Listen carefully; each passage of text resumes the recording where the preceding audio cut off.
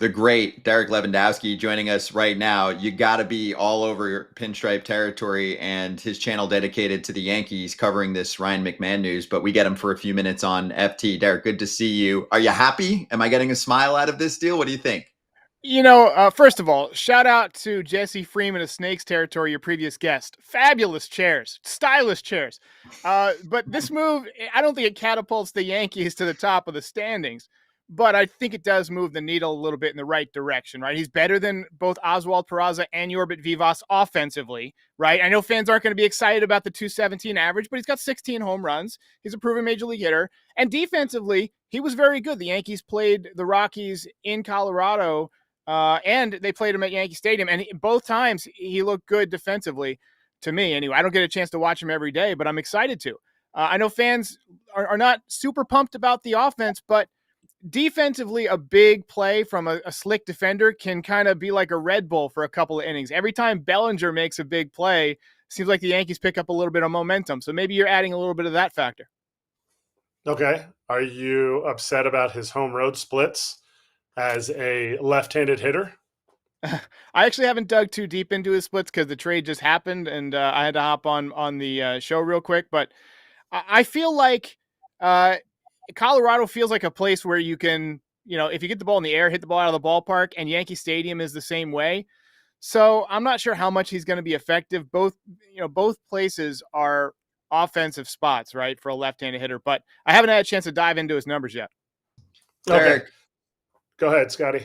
Kratz, I just wanted to see the classic question I was bringing up here. Jim Bowden, who's our resident GM on this show, really pointed to how the Yankees were not that hot on Geno Suárez. They were super focused on improving the defense, even if that means getting a far less effective bat and powerful bat.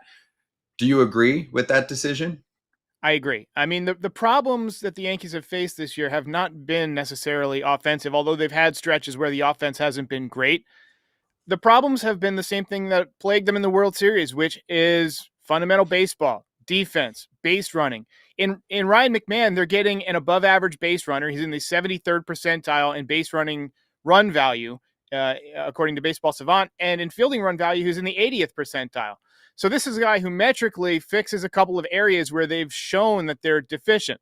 Now, Suárez, yeah, he's a big bat. He might win you a playoff game with a big home run.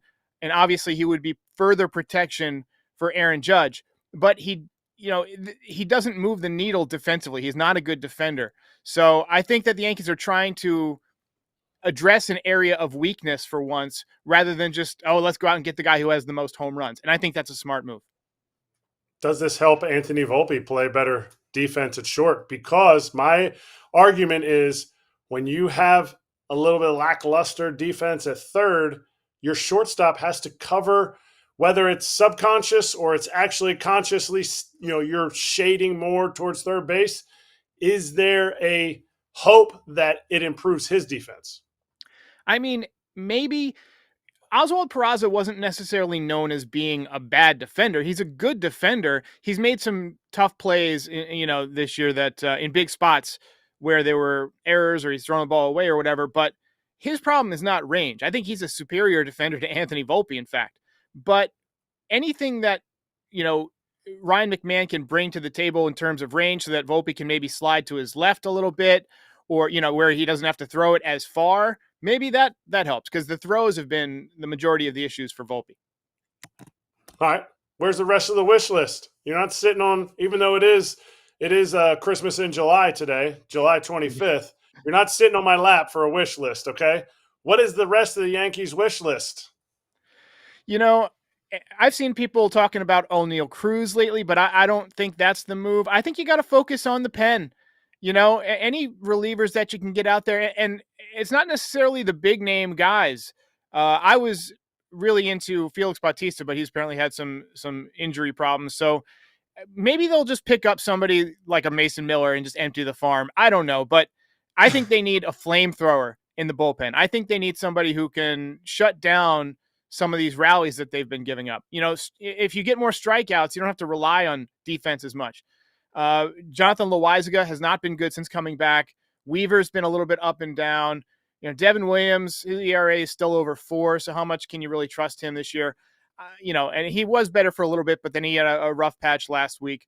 I would focus on the bullpen. I know that they're interested in adding a starting pitcher. Also, we lost Clark Schmidt. We obviously haven't had Garrett Cole all year. We are getting Luis Heel back, and Cashman is known to view that as basically a trade deadline type of acquisition, adding him in. But I think they're going to focus on pitching.